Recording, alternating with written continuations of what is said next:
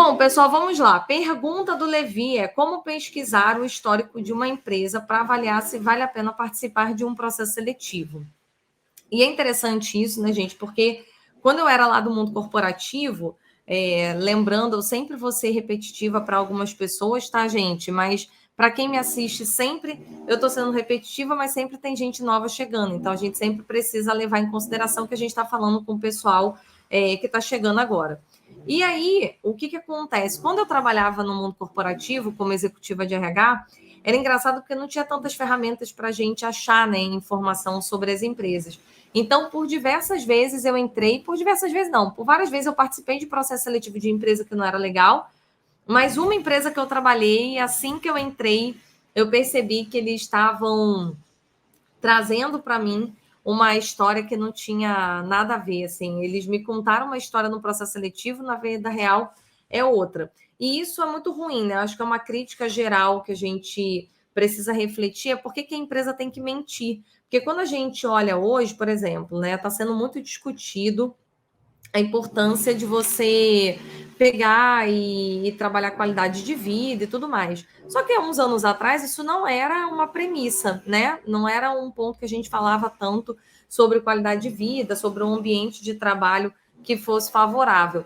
E eu lembro de uma empresa que eu fiz processo para trainee, eu não vou falar que é empresa, gente, mas eles, no primeiro dia, lá numa das etapas do processo seletivo, eles já falaram, ó, a gente não tem interesse em ganhar o prêmio de melhor empresa para se trabalhar. A gente não quer ninguém que venha para cá para ficar questionando a forma como a gente trabalha. Se você quer ser essa mente revolucionária, e essa palavra, essa frase ficou muito marcada na minha mente, e a frase foi essa: se você quer ser uma mente revolucionária, levanta e nem participa do processo, porque a gente não quer você aqui. E isso, na época, me deixou muito chocada. Eu estava terminando a faculdade, eu falei, nossa, como é que uma empresa fala isso? Só que hoje, com a maturidade que a gente vai adquirindo ao longo do tempo, eu vejo que essa empresa ela foi muito correta. Por quê? Se eu estava ali e isso não faz sentido para mim, eu quero trabalhar numa empresa que ganha prêmio, que explora a qualidade de vida, uma série de coisas, eu não tenho que trabalhar nessa empresa, tá bom? Então, isso é muito legal, só que normalmente as empresas fazem o oposto. Elas falam muito bem sobre elas, que é incrível, que você vai poder fazer coisas, que você vai ter plano de carreira, e que isso e que aquilo, e na hora que você entra, a coisa não acontece. E isso aconteceu muito comigo numa das empresas que eu trabalhei. Não, a empresa vai te dar total autonomia, era para um cargo gerencial, e na hora que eu entrei, não foi bem o que venderam. Mas olha só, já respondendo essa pergunta, e já vou responder aqui, o Carlos também está mandando pergunta, o que hoje, aonde eu vejo que é um lugar legal para procurar informações sobre a empresa, né? Não sobre a vaga, mas sobre a empresa. O Glassdoor. É claro que o Glassdoor, antigamente, como é que era o nome do Glassdoor, gente? Ai, esqueci. Era um nome muito mais fácil, né? Do que hoje em dia. Mas o Glassdoor, tá? Glassdoor, gente. Glassdor. O que é legal do Glassdoor? Eu acho que é isso, né? Acho que não tem dois O's, não, né, gente? Ai, eu agora fiquei na dúvida. Alguém escreve aí se eu falei errado, gente, por favor. E o que acontece? O que é legal no Glassdoor? Para você ter acesso a como as empresas estão sendo avaliadas pelos funcionários, você vai entrar, ele vai pedir os dados em relação à sua última empresa, a empresa atual ou alguma empresa pregressa. Você vai colocar lá o nome da empresa, você vai avaliar a empresa em diversos quesitos, seja em termos salariais ou em relação à empresa como um todo. Eles vão pegar esses dados de forma anônima, então não vai aparecer que foi você que avaliou, e isso vai entrar num banco de avaliações sobre aquela empresa. Uma vez que você faz a avaliação da empresa que você trabalha, você tem acesso à avaliação de todas as outras empresas que também fizeram. Ah, tem dois O's, né? Eu já falo aqui de novo. Obrigada, Levi. Você já passa a ter acesso aos dados de todas as empresas que outros funcionários também fizeram avaliação. O que é legal no Glassdoor? Como ali não vale prêmio, né? Porque vamos pensar o seguinte: GPTW, ou o nome completo Great Place to Work, é uma plataforma que as empresas pagam para participar de uma avaliação. Então, pensem o seguinte: se eu participo de uma avaliação que me dá um prêmio no final, muitas vezes eu posso achar um jeito de tentar. Não é sabotar, porque não tem como sabotar, mas influenciar, sabe? Aquela influência do vamos falar bem, hein? Da empresa. E aí, não necessariamente aquela avaliação ela é 100% fiel, tá? Então, eu trabalhei numa empresa que ganhou o GPTW vários anos, tinham áreas lá muito legais que realmente ganhavam o prêmio porque realmente eram áreas da empresa muito legais, mas tinha outras áreas da empresa que era um inferno na terra trabalhar. Então, depende muito da área, depende muito da gestão. E o GPTW, por valer um prêmio que vai sair depois em jornal, em revista, vai ter um super alarde, naturalmente você vai ter ali uma forçada maior em fazer uma boa avaliação. No Glassdoor, não, porque você avalia para poder ter acesso a outras informações. Então, ali a avaliação é mais genuína. E normalmente, óbvio que tem as suas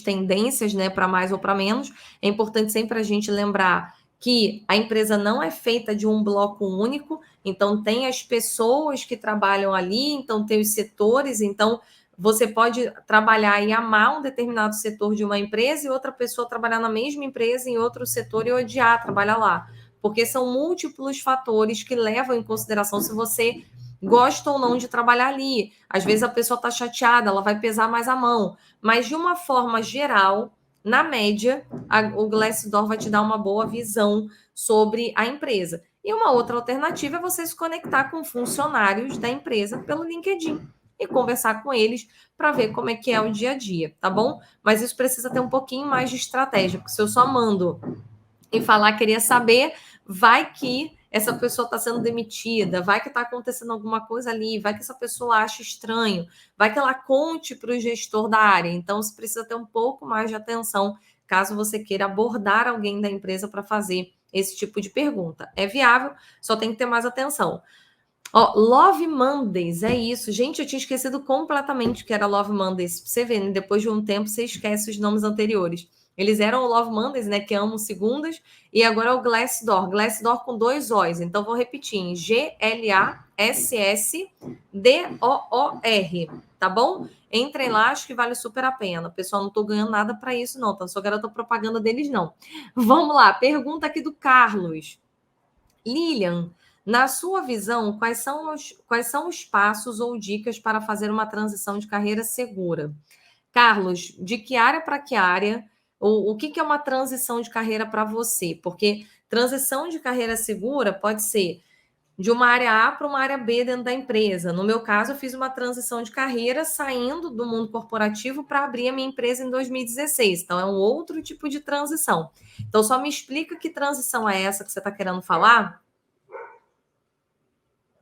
porque fica mais fácil. E aí, olhando já em relação a essa empresa, né, a Daniele colocou aqui, é verdade. Assim, nenhum dos dois lados perde tempo. Quando eu estava falando sobre sobre a empresa falar realmente como ela é. Mas sabe o que eu percebo, gente? Por isso que eu gosto tanto de olhar por esse sistema, é que muitas vezes, vamos olhar sobre duas óticas, tá? Existe uma ótica, e isso é muito interessante, né? Porque hoje eu atendo mais de 40 empresas. Então, lá em 2016, quando eu decidi abrir meu negócio, meu foco era dar aula em pós-graduação, atender pessoa física com as mentorias, como é o caso hoje da Rose, da Dani, que estão nessa turma nova, e atender empresa. Então, hoje, quando eu olho lá para o meu pilarzinho de MBA, eu dou aula majoritariamente hoje na ESPM, que para quem é do Rio e São Paulo é mais famosa. Na ESPM eu estou sempre lá dando alguma aula focada em liderança e inteligência emocional, mas também dou aula em outros lugares, FGV, PUC, às vezes, há muito tempo atrás dava aula na Veiga de Almeida, tá bom? Já vou responder então. Quando eu fui atender empresas, o que eu acabo percebendo nessa coisa do empresa legal ou empresa ruim para se trabalhar? Hoje, atendendo mais de 40 empresas no Brasil, me dá muita clareza de que muitas vezes a empresa não sabe o que ela é. Então, ela também tem uma visão míope. Parte da empresa mente. Então, por exemplo, né, essa empresa que mentiu para mim, ela vendeu assim, não, você vai ter muita autonomia, a empresa quer investir na sua área. Eu era gerente, era uma vaga de gerente de desenvolvimento, então na área de treinamento, né, no RH, e a empresa quer investir muito e tal, então você vai ter autonomia para construir a universidade corporativa. Inclusive, esse foi o motivo deles terem me procurado, pela minha experiência em construção de universidades corporativas dentro de outras empresas. E quando eu entrei, com 2 semanas, eu fiz um diagnóstico na época, que hoje é usado muito dentro da minha mentoria individual, e quando eu fui conversar com eles falaram, não, é que não é bem assim. Assim, a gente quer, mas a gente também não quer tanto como você está achando. Então, isso para mim soou ali talvez como um jogo sujo, né? Da empresa não ter sido transparente e falar, olha, a gente quer, mas existem muitos desafios aqui, então você vai estar disposta a passar por eles? E aí eu pensaria. Mas existem empresas que são míopes, e hoje, atendendo mais de 40 empresas, eu posso falar que 90% é muito míope. Ela acha que a empresa é de um jeito, mas na verdade ela é de outro jeito, porque a pessoa está vendo sob uma ótica de um único departamento, ou de uma visão que ela está muito em cima, então está conversando muito com a diretoria, então tem uma visão muito cor-de-rosa da história, e quando você entra no dia a dia, a dinâmica é outra. E, por outro lado, tem uma coisa que hoje a gente explora muito na mentoria, muito mesmo, que é a gente também não ter tanta clareza do que quer. Então, muitas vezes a gente se candidata para uma vaga, você pode estar se candidatando para uma vaga numa empresa que você nem vai procurar no Glassdoor, ou se procurar, vai ficar tendenciado a seguir se candidatando naquela vaga, não porque a empresa é boa ou ruim, mas porque você não sabe que estilo de empresa você tem que trabalhar.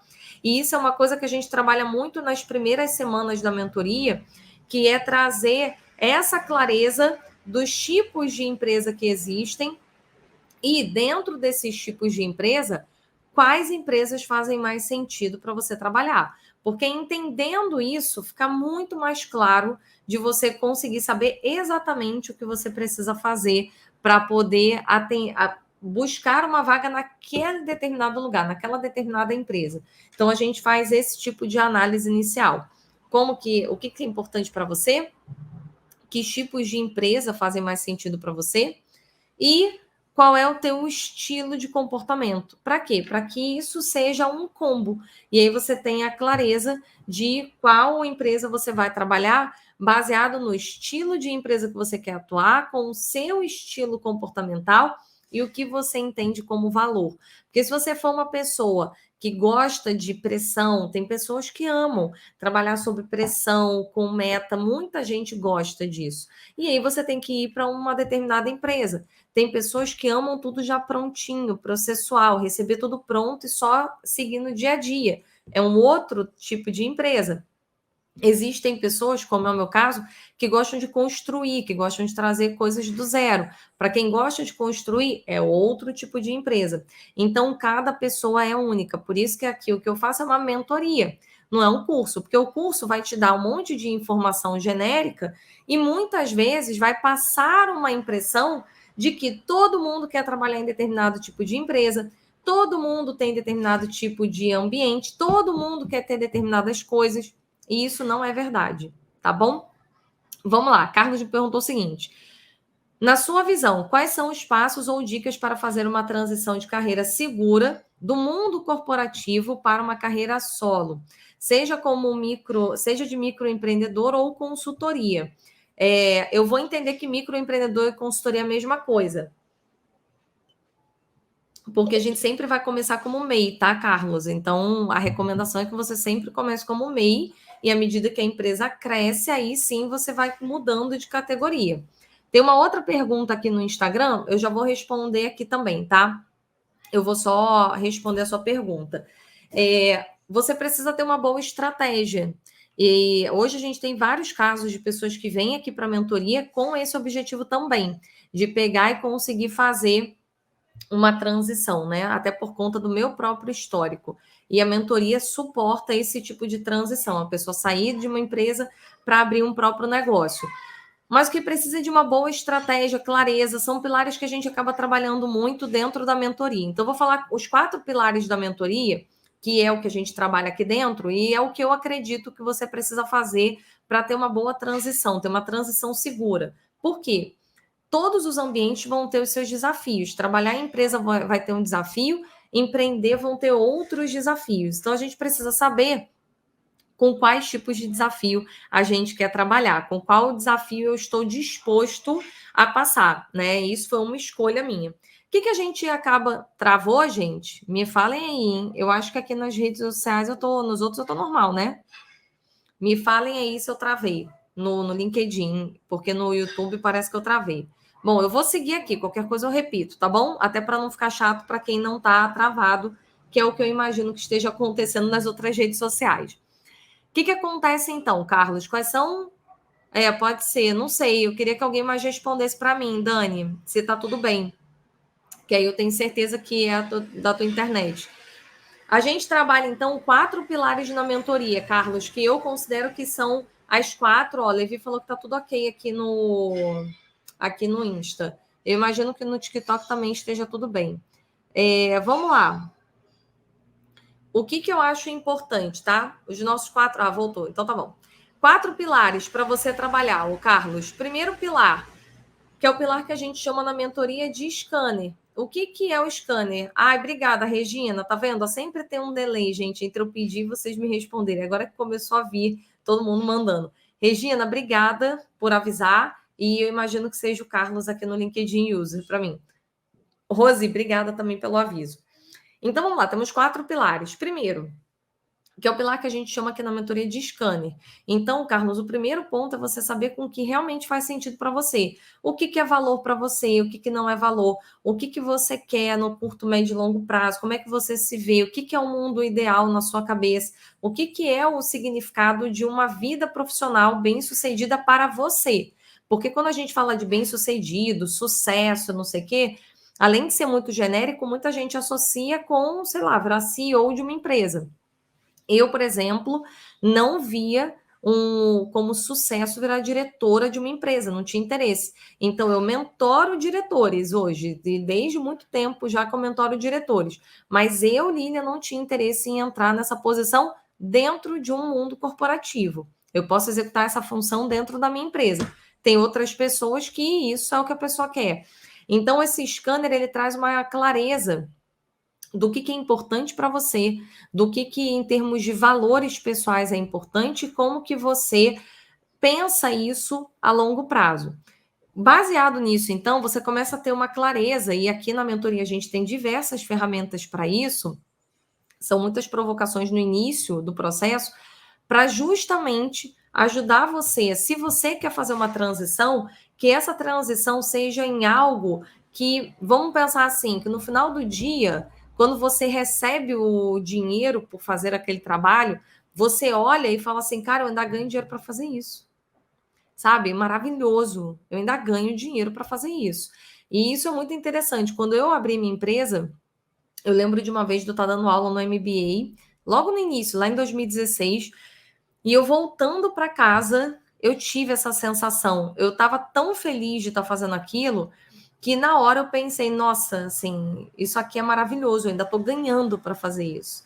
Então, isso realmente é algo que precisa ser trabalhado para garantir que você vai empreender e que você vai passar pelos desafios do empreendedorismo com muita clareza do que você quer, assim como para quem quer seguir dentro do mundo corporativo, o conselho é o mesmo, porque senão, quando os desafios chegam, você se coloca muito à prova de, putz, não quero, vou desistir, vou pedir demissão. Recentemente estava falando com uma pessoa que quer entrar na mentoria e que está passando exatamente por isso. Então, o tempo inteiro trazendo essa coisa do, entrei, aí não gostei, pedi demissão. Aí eu entrei na outra empresa, fiz isso aqui, pedi demissão. Quanto mais a pessoa fica pedindo demissão de tudo, é por falta de clareza, gente. Não é porque a empresa é boa ou ruim, é porque você não sabe por que você está ali, não tem clareza do que você quer. Então, tudo se torna muito desgastante, tá bom? Segundo pilar, então, é o pilar do mapeamento. Uma vez que você tem essa clareza, chega o momento, então, de mapear o mercado. Então, o que é o mercado? Aonde estão as oportunidades? Como que você pode usar essas oportunidades a seu favor? Aqui na mentoria, a gente trabalha isso muito fortemente. Terceiro pilar da mentoria, construção de uma impressão digital corporativa. Como que você constrói um projeto autoral, aqui no nosso caso, dentro da mentoria, e esse projeto autoral tem como objetivo criar uma diferenciação do seu perfil, da sua história, de quem é você em relação aos concorrentes, às outras pessoas que estão aí concorrendo a uma vaga. Porque no momento que você faz isso, as pessoas não conseguem te comparar, seja dentro do mundo corporativo, seja para empreender. Hoje, a metodologia que eu desenvolvi, ela foi desenvolvida por mim, baseada em vários conceitos no meu histórico profissional, baseado na minha formação acadêmica, em tudo que eu estudei no mestrado, baseado no que eu vejo no meu dia a dia. Então, isso gera um fator de diferenciação. Quem for entrar nessa mentoria vai perceber muito claramente como tem vários elementos ali, provavelmente vocês já devem estar percebendo, que falo, ora eu falo de inovação, ora a gente fala sobre coisas ligadas à pessoa, sobre a carreira, ora a gente fala sobre estratégia dentro da empresa. Esse é um diferencial. Por último, posicionamento. E aqui vem, então, como que você vai pegar tudo isso e vai mostrar. Como que você vai mostrar isso para o mercado? Como que as pessoas vão conseguir reconhecer você? Porque não vai adiantar nada você entender o que você quer. Ó, tô adorando, hein, gente? O cara do ferro velho agora, gente, para sair bem na gravação, o cara do ferro velho. Daqui a pouco vem a musiquinha religiosa do ferro velho. Vamos lá, cachorro uivando, é uma festa, gente. Fazer escritório em casa dá nisso. Aí, ó, a música religiosa, adoro. Eu nem sei se o pessoal do LinkedIn tá ouvindo, porque ali eu tento abafar aqui com o microfone profissional, mas Instagram e TikTok certamente estão me ouvindo. Janaína, boa tarde, seja bem-vinda. Ó, o que acaba acontecendo? É lá, pronto, gente, tá comprando tudo velho. Vamos lá. Esse é um exercício, gente. Você conseguir manter um raciocínio com o cara gritando ali do outro lado, cachorro uivando. Isso é a sua capacidade de foco, concentração. Mas vamos lá. O que acaba acontecendo, Carlos? Só para a gente concluir. Não adianta você ter clareza do que você quer, mapear o mercado, conseguir criar um projeto que te diferencie se você não for visto. Então, esse posicionamento trabalha exatamente isso, como que você é visto pelo mercado, como que você se posiciona para o mercado, como que o mercado reconhece isso em você. Então, o que eu considero para você, Carlos, seria trabalhar esses 4 pontos. Não tem uma transição segura, ai, nossa, faça esses passos e com certeza vai super dar certo, porque não é uma receita de bolo, tá? Mas existem pilares, que é exatamente o que a gente trabalha aqui na mentoria, para que você tenha clareza, tenha um desenho estratégico e, consequentemente, você consiga chegar em resultado, tá bom? Mas tem múltiplos fatores. E aí vai depender de muita coisa, vai depender da sua história, vai depender do que você já tem de histórico profissional, do que você quer vender, de como que você quer se posicionar. Mas não tem receita de bolo. Eu consideraria esses 4 pilares como pilares para que seja sustentável essa transição, tá bom? Débora, boa tarde. Primeira vez aqui, então seja bem-vinda. Pois é, Regina, faz parte, né? Foge do nosso controle, totalmente, gente. A Fernanda Cipriano, querida, tá falando aqui, esse carro do ovo é um caos, e o Levi tá, se vira nos 30, é bem isso aí. Bom, baseado nisso, então, se vocês tiverem alguma última pergunta, gente, estamos nos encaminhando para a última pergunta, eu vou ler aqui mais uma pergunta do Levi, e se você tiver mais uma última pergunta, também me mande aqui. Aqui tá passando o carro da pamonha, muito bom. Olha, a pamonha não passa aqui. Aqui é o ferro velho e o camarão e sorvete, mas o cara do sorvete não tem passado. Não sei por quê, né? Porque no Rio esquentou, ele deveria ter passado. Mas o carro do ferro velho do camarão, nossa, do camarão, eu já até decorei a musiquinha. O do ferro velho eu não consigo entender direito a letra da música. Então, esse é o problema da musiquinha dele. Eu acho que ela parece ser bonitinha, mas ela é confusa, né? Então tá bom, Carlos, espero ter te ajudado. Mais consultores e Carlos, se você quiser, me adiciona aqui, ó. Lilian Cidreira, precisa me adicionar no perfil pessoal aqui do LinkedIn. A gente conversa, eu posso te explicar sobre a mentoria. E, se você quiser, ainda tem 2 vagas para essa turma. E eu não sei se a gente vai ter mais uma turma esse ano, tá bom? Eu ainda estou em dúvida, porque esse ano a gente vai fazer um evento presencial, a gente vai voltar com um evento presencial, só que o formato desse evento presencial está muito diferente de todos os eventos que a gente construía antes. Então, por conta disso, muito provavelmente não, né? Eu já estou tendo que me dedicar muito a esse evento, a esse desenho do evento. Então, eu não tenho como garantir que a gente ainda vai ter mais alguma turma esse ano, ou se a gente fecha por essa, porque eu não sei como é que vai ficar a minha agenda de demanda para esse evento acontecer, tá bom? Então, me chama lá no privado, porque de repente você pega uma dessas duas vagas para participar. E pois é, hein, Carlos? Carlos, Levi, tem que vir nesse evento ainda, mais você sendo do Rio. Vai ser um evento muito legal. Vai tá ficando muito maneiro o desenho, mas eu tô num nível de desenho, de dedicação grande aí para poder fazer uma coisa bem legal. E eu não gosto de não estar concentrada com a minha turma. Então, eu não quero correr esse risco numa turma que vai ficar muito em cima do evento acontecer. Aí, imagina, tá o evento próximo da data e, ao mesmo tempo, estou tendo que mentorar os alunos. Então, não quero correr esse risco. Paula, seja bem-vinda. Que saudade de você. Última pergunta, então, do Levi. Seguinte, que sugestão você daria para lidar com gestores centralizadores com dificuldade de delegar poder? Gostei dessa pergunta. E, antes de eu responder e a gente fechar a nossa live, eu vou só dar um recado para vocês rápido. Eu abri agora uma caixinha de pergunta lá no Instagram, quase agora. Então, assim que acabar aqui, se ficou alguma pergunta que você queira me fazer, mas você não quer colocar aqui no chat para as pessoas não verem o seu nome, lá vai ser um ambiente melhor para você colocar, tá bom? Então, assim que acabar, me sigam no Instagram, porque aí você pode mandar a sua pergunta lá na caixinha ou me mandar por direct. Eita! E aí eu pego e te respondo ali, tá bom? Qual sugestão você daria para lidar com gestores centralizadores com dificuldade de delegar poder? Vamos lá. O que eu acho essencial?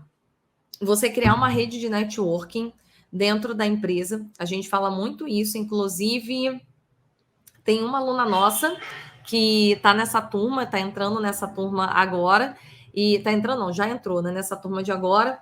E o que ela está fazendo já, né? Mal entrou e a gente já está orientando para ela se posicionar.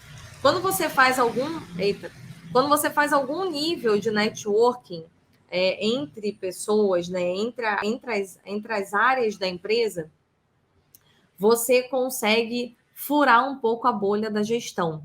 Mas qual é o ponto aqui do networking, tá? Eu não vou, teria que desdobrar isso aqui em muitas outras perguntas, em uma coisa muito maior. Pelo nosso tempo, não vai dar tempo, então eu trago ela de repente na segunda para responder com calma. Mas qual é o ponto, Levi? Eu tive muitos chefes centralizadores e com medo de perder um emprego para mim. Qual era o ponto central que eu tive que trabalhar? Se só ele soubesse do meu trabalho, se só ele soubesse da minha entrega, se eu só falasse com ele e se eu só falasse com as pessoas do meu nível, por exemplo, eu era coordenadora, se eu só falasse com coordenadores de outras áreas, ele, numa posição de diretor ou de gerente, poderia contar a história que ele quisesse sobre mim para o gerente e para a diretoria. Então, qual é o ponto para você evitar que uma pessoa centralizadora atrapalhe ou até mesmo tente falar mal do seu trabalho por algum tipo de insegurança? Você precisa construir uma relação com gerentes e diretores da empresa sem parecer que você está querendo bypassar essa pessoa, ou seja, passar por cima dessa pessoa para entregar um trabalho seu. Na verdade, você vai gerar um relacionamento. Quando a gente fala com pessoas centralizadoras, o que é muito comum, lá no pilar 3 da mentoria, quando a gente fala sobre a construção da impressão digital corporativa, e esse é um nome autoral aqui que a gente criou, qual é o ponto aqui? É você fazer um trabalho que você não precise da aprovação dele, mas que gere um impacto na empresa que ele vai ter que, na hora que ele ficar sabendo, ele vai ter que te envolver para cima. Então, você fura a bolha. Qual é o recado principal para a gente terminar a nossa live de hoje? Muito cuidado para todos vocês que tem ou não tem, mesmo que o seu gerente seja uma pessoa super aberta, e se o seu gerente for uma pessoa centralizadora, você precisa ter mais atenção, muito cuidado para não deixar que ele saiba única e exclusivamente do que você faz, que só ele apresente o seu resultado de trabalho, que só ele tenha consciência do seu tipo de entrega e do seu potencial. Porque no momento que só ele tem acesso a essas informações, ele faz o que ele quiser com essa informação. Então, ele pode inventar uma história sobre você, ele pode falar que realmente você é bom, ele pode te achar bom, mas ele não vai ter vontade de te promover para cima, porque não é do interesse dele. Tem múltiplos problemas aqui. Então, gente, terceirizar a responsabilidade de crescimento, ou seja, eu ficar aqui na minha, fazendo meu trabalhinho, e esperar que o gerente que está trabalhando comigo vá ver e vá querer fazer um movimento de reconhecimento, é eu dar para a pessoa, eu terceirizar a responsabilidade pelo meu crescimento. E aí, aqui tem múltiplos fatores, desde o cara que quer te sacanear, até o cara que não tem coragem, porque não quer mesmo pegar e falar sobre você para outras áreas, para a diretoria, para o CEO da empresa. Então, você ser visto por essas pessoas, você construir a sua rede, é a garantia de que você consegue fazer esse movimento dentro da empresa e você ser reconhecido pelas outras pessoas sem depender desse gerente. E se ele for uma pessoa muito centralizadora, aí mesmo que você precisa ter um IDR, que é a impressão digital corporativa, a partir de um projeto autoral, para que nesse projeto autoral você consiga ser visto por outras áreas. Essa nossa aluna que está fazendo isso, ela assistiu às aulas gratuitas, ela já aplicou, ela começou a dar treinamento para outras áreas, e isso chamou, ela tem um coordenador e um gerente. Isso chamou a atenção do gerente. E aí o gerente começou a colocá-la para fazer interface com outras áreas. Esse coordenador está incomodadíssimo com esse movimento. Só que, como ele está incomodado, mas o gerente dele já chancela e gosta, automaticamente o coordenador vai ter que ficar mais na dele. Então, ele não vai conseguir sabotar a carreira dela. O que a gente está tendo que fazer agora é criar, e aí isso vai começar a partir de semana que vem na mentoria, que é criar um pano de fundo para que ela também melhore a relação com o coordenador, para que ele não tente usar de alguma oportunidade para puxar o tapete dela, tá bom?